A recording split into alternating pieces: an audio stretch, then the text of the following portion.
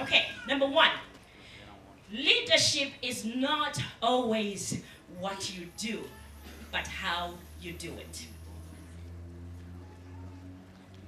Leadership is not always what you do, but how you do it. And we're talking about how you treat people, how you manage people, how you embrace humility.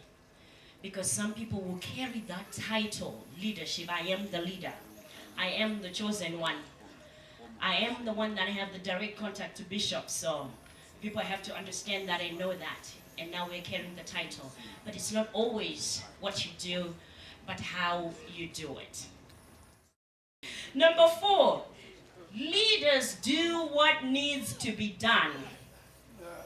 This one is a hard one. Because when you're a leader, to be told what to do so that you do what needs to be done, it's sometimes difficult. There's this thing they call our ego that just says, well, I'm the leader, so, I can do it when I want to do it, and I'll do it when I need to do it. But as leaders, as I said, we have to live by example. So if people are seeing that you are one that takes direction and do what you need to do, then they'll be able to follow you and do what needs to be done in your organization. I wanted to remind you as leaders is people will follow you when they believe in you. People will follow you when they believe in you. Now the question is, what do you mean? How do they believe in me? They want to know that you listen to their radio station more than they listen to your radio station. We're not talking about Star FM. We are not talking about Zimbabwe Radio. We are talking about 2 radio stations. The first one is What's in It for You. WIIFY. WIIFY. What's in it for you? The other radio station is WIIFM. What's in it for me? So for the people, if you are a minister, a leader standing up here, it's what's in it for you, for them, not for me. So if you're one person that says, well, what's in it for me? I want to make sure that I have a congregation that is so many people, and I want to make sure that, we have our tithings and monies, and we have this big church, and and it's all about me and my name going far. That's not the radio station that, will make them follow you. They want to know if you're listening to their radio station, and that radio station is saying, what's in it for you? So, guess what? Bishop wanted to know what's in it for you. He put together this leadership conference, and it takes a risk to take a life coach and throw them in the schedule with apostles and bishops and anointed men.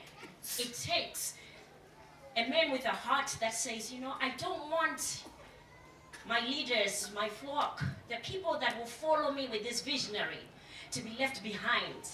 I want them to hear everything and to get all the information and to get all the education that it will take.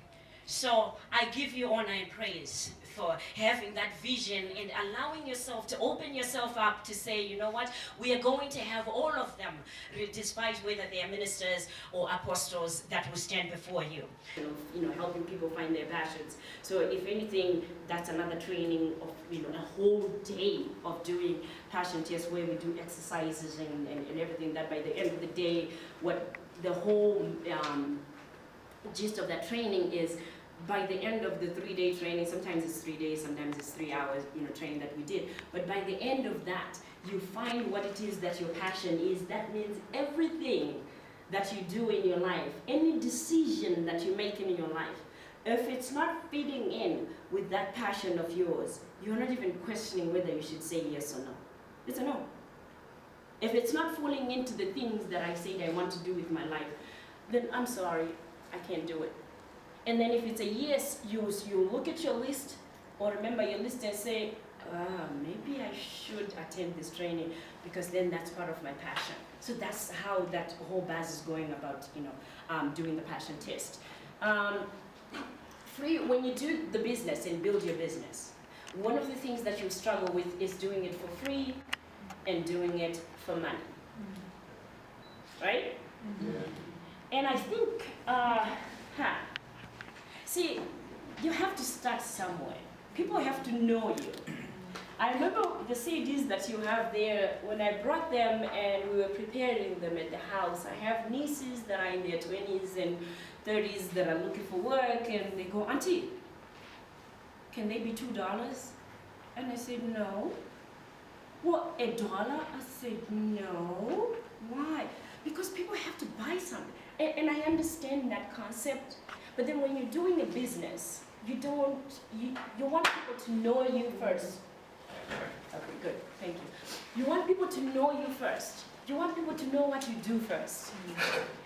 Because there's these radio stations that I know all of you listen to. Open the All right, my Toastmaster knows. There's these radio stations that I know most of you listen to. And it's WIIFM.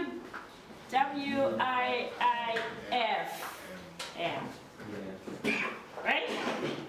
What's that radio station? What's in it for me? What's in it for me? WIIFM. What's in it for me? So, what that means is everyone wants to know what's in it for me. If I'm coming to buy your stuff, even if I'm paying $1 or $2, what's in it for me? What is it that you do for me that will change my life or that will make a difference in my life? So if you start by selling and people don't understand what it is that you're selling, then most likely you're not going to get a sale, for one. So, and that's where that decision of should I make it free or should I make it for money comes in. There's a young man, his name is Phil Mudalani. He's in Germany. He sees me on Facebook and he inboxes me and he says, "Doc, I can change your whole profile and build you new business cards, new, whatever, however you want to be branded, I can brand you." And I said, "What do you mean? Have you done this before?" This is just from Norway.